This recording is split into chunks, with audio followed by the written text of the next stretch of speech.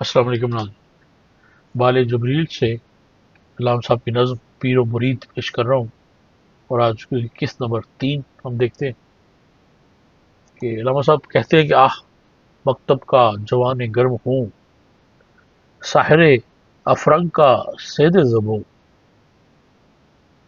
اور پھر آگے مولانا روم کی طرف سے لکھتے ہیں کہ مرغ پر نرستہ چون پراں شود، تما ہر گربا دراں شود. تا کجا آویزش دین و وطن، تا کجا آویزش دین و وطن، جوہر جہاں پر مقدم ہے بدن. آگے پھر اس کا جواب لکھتے ہیں کہ قلب پہلو می زن بازر بشب، قلب پہلو می زند بازر بشب، انتظار روز بھی دارت ذهب. سر آدم سے مجھے آگاہ کر، خاک کے ذرے کو مہر و ماہ کر. سر آدم سے مجھے آگاہ کر، خاک کے ذرے کو مہر و ماہ کر. اور آگے اس کا جواب آتا ہے کہ ظاہرش را پشا آرد بچرخ، باطنش آمد محیط ہفت چرخ. اب ان شعر میں جو مشکل معنی ہیں ان کے ساتھ ساتھ جو ہے وہ دیکھیں گے، اس کی چیک کرتے ہیں کہ مشکل معنی جو ہیں اس کا کیا کہہ سکتے ہیں. کہ مکتب کا جوان گرم ہوں، یعنی مکتب مدرسہ اسکول، جوان گرم ہوں یعنی مدرسہ میں پڑھنے والے نوجوان. اور ساحر جادوگر کو کہتے ہیں. افرنگ جو ہے وہ یورپ کے لیے لکھا جاتا ہے، تو ساحر افرنگ یورپ کے جادوگر یا یورپ کا جادو. سید زبو قیدی، کمزوری، لاغر، شکار، گرفتار وغیرہ. تو معنی اس کے اور معنی تو اس کے یہ بنتے ہیں. اور اگلا شعر جو ہے کہ فارسی کا شعر ہے کہ مرغ پر نا رستہ چوں پرنا شود، یعنی مرغ پر نا رستہ ننا سا پرندہ، چوں پراں شود جو پرو سے محروم ہو، یعنی وہ پرندہ، یعنی وہ کسی پرندے کا یا وہ بچہ جو ابھی پرو سے محروم ہو پھر بھی اڑنے کی کوشش کرے. مرغ پر نارستہ چون پراں شود، یعنی جس کو ابھی پر بھی نہیں ہے لیکن پھر بھی اڑنے کی کوشش کر رہا ہو بچہ. اور تما ہوتا ہے تاک میں رہنا، گات. اور گربا بلی، دراشوت پکڑا جانا، شکار ہو جانا اور پکڑ لینا. اگلا شعر کے علاوہ صاحب کی طرف سے کہ تا کجا آویزش دین و وطن، جوہر جاں پر مقدم ہے بدن. اور یہ تو اسے لفاظ ایسا کوئی نہیں کہ تا کجا کب تک، آویزش مار کا رائی، جوہر جاں جاں کی قیمت، اور مقدم جو ہوتا ہے آگے رکھنا، سب سے کسی کو مقدم جاننا، پہلے جاننا. اور اس کے بعد شعر ہے کہ کرب پہلو میزن بازر بشم، قلب پہلو یعنی دل کے پاس، دل کی ایک طرف، دل کی جانب، دل کی طرف. میزنت آتش پرستوں کی کتاب جو ان کے مطابق زردشت پر نازل ہوئی تھی، جس کا لفظی معنی جو ہے یہاں پہ بڑا بزرگ جو ہے وہ لیا جا سکتا ہے. اور اس کے بعد ہے کہ سر آدم سے مجھے آگاہ کر، خاک کے ذرے کو مہر و ماہ کر. سر آدم، آدم کی سرار، آگاہ کرنا، بتانا، باخبر کرنا. اور خاک مٹی، مہر و ماہ سورج و چاند. اور آخری شعر جو ہے وہ ہے کہ ظاہرش یعنی ظاہری، ظاہرش ظاہر، راپشا عارض بچر، مچھر سے چکر کھا جانا، یعنی ایک مچھر کے سامنے بے بس ہو جانا. اور باطنش یعنی باطن پر محیط، محیط حفظ چرخ. محیط ہوتا ہے پہنچ، گھبراؤ، رسائی. اور حفظ ساتھ، محیط حفظ چرخ یعنی ساتھ بلندی تک رسائی ہونا، یعنی حفظ چرخ سات بلندیاں، محیط حفظ چرخ سات بلندیوں تک رسائی ہو جانا.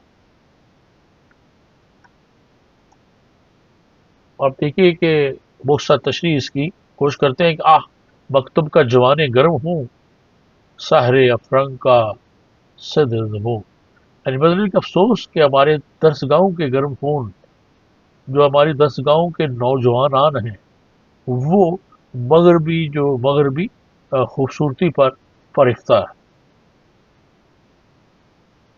اور اس کے ساتھ ساتھ ان کی تہذیب اور طور طریقوں کو بھی اپنا لیتے ہیں۔ اس کے بارے میں کچھ اشعار فرمائیے۔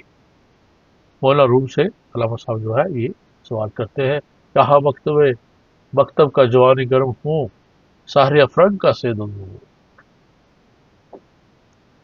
اور پھر اس کا جواب آتا ہے کہ مرغ برسا چوں برا شبد، مطلب جو پرندہ بھی ننھا سا ہو اور پرو سے بھی محروم ہو، اس کے باوجود اڑنے کی کوشش کرے گا تو قریب ہے تاک میں بیٹھی ہوئی بلی اسے دبوچ لے گی اور وہ اس کا لقمہ تر بن کے رہ جائے گی۔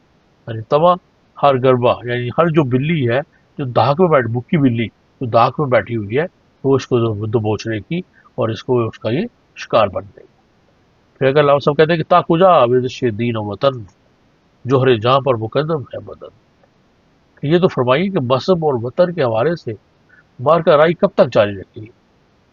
اگر یہ سمجھ لیا جائے کہ مذہب کی حیثیت جان کی ہے اور وطن کی کو جسم تصور کر لیا جائے، تو اس صورت میں مذہب ہی اصل شے ہے، مگر ایک طبقہ ایسا بھی ہے جو جان پر جسم کو یعنی وطن کو مذہب پر فقیر دیتا ہے۔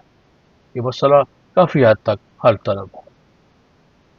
اب اس کا حل کیا آتا ہے کہ قلب پہلو میزن بزر بشم، انتظار روز بھی دارد،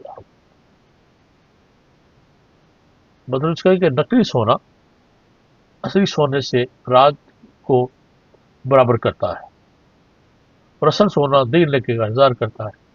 یعنی شب کی تاریکی میں دیکھا جائے تو کھرے کھوٹے کی تمیز نہیں کی جا سکتی۔ سونے کی قیمت تو شب کی تاریکی میں نہیں، دن کی روشنی میں ہی معلوم ہوتی ہے، ورنہ شب کو تو کھوٹا سکہ بھی کھرا سکہ لگتا ہے، اور دونوں میں امتیاز مشکل ہو جاتا ہے۔ مراد یہ ہے کہ عہد حاضر کی جو تعلیم ہے، اس کی چمک نے نگاہوں کو خیرہ کر دیا ہے، ذہنوں پر پردے پڑ گئے ہیں۔ جب مطلب صاف ہوگا تو پتہ چل جائے گا حقیقت کیا ہے، مذہب کھرا سکہ ہے یا وطنیت کھرا سکہ ہے۔ اور اس کے بعد کہتے ہیں کہ سر آدم سے مجھے آگاہ کر، خاک کے ذرے کو محروم کر۔ آگے علامت فرماتے ہیں کہ یا حضرت، میں تو ذرہ خاک ہوں، براہ کرم مجھے اس امر سے آگاہ کیجیے، یعنی سر آدم سے مجھے آگاہ کر، کہ آدم میں جو اسرار ہے، یہ جو بید ہے، اس سے مجھے آگاہی دیجیے کہ انسان کی حقیقت کیا ہے، انسان کی حقیقت کیا ہے۔ اس حقیقت سے آگاہی مجھے محروما کے ہم اللہ لانے کی اترا تک ہوگی۔ تو آگے اس میں جواب جو آتا ہے وہ کہتے ہیں ظاہر راپشا عارض بچرخ، یعنی انسان کا ظاہر تو ایک مچھر سے چکر کھا جاتا ہے، اور یہ میرے خیال میں بہت سے لوگ تجربہ ہوا ہوگا کہ ایک مچھر جو ہے وہ ساری رات ایک بہت بڑے انسان کو بے قرار رکھتا ہے اور وہ اس کو سونے نہیں دیتا۔ تو یہاں پر بھی اسی مثال دی ہے، لیکن باطن سات آسمانوں کو گھما دیتا ہے۔ بظاہر انسان اس قدر کمزور ہے اور حسین ہے کہ ایک معمولی سا مچھر بھی اس کی بے بسی کا سبب بن سکتا ہے، اور دوسرے دم پر کے لیے چین نہیں لینے اور دم بھر کے لیے چین نہیں لینے دے گا۔ خدا جلال نے باطنی سطح پر اس میں وہ صلاحیتیں پیدا کر دی ہیں کہ آسمانوں کی بلندیوں کو بھی چھو سکتا ہے۔ مولانا روم کے شعر کے پس منظر میں نمرود جیسے صاحب الاقتدار بادشاہ اور پیغمبر آخر الزماں حضرت محمد صلی اللہ علیہ وسلم کی معراج کے واقعات واضح طور پر نظر آتے ہیں کہ نمرود جیسے ظالم لیکن جلیل القدر بادشاہ کی موت کا سبب ایک معمولی سا مچھر تھا، جبکہ حضور صلی اللہ علیہ وسلم نے بحیثیت انسان اور پیغمبر ففتھ افلاق طے کر کے معراج کا حلف حاصل کیا۔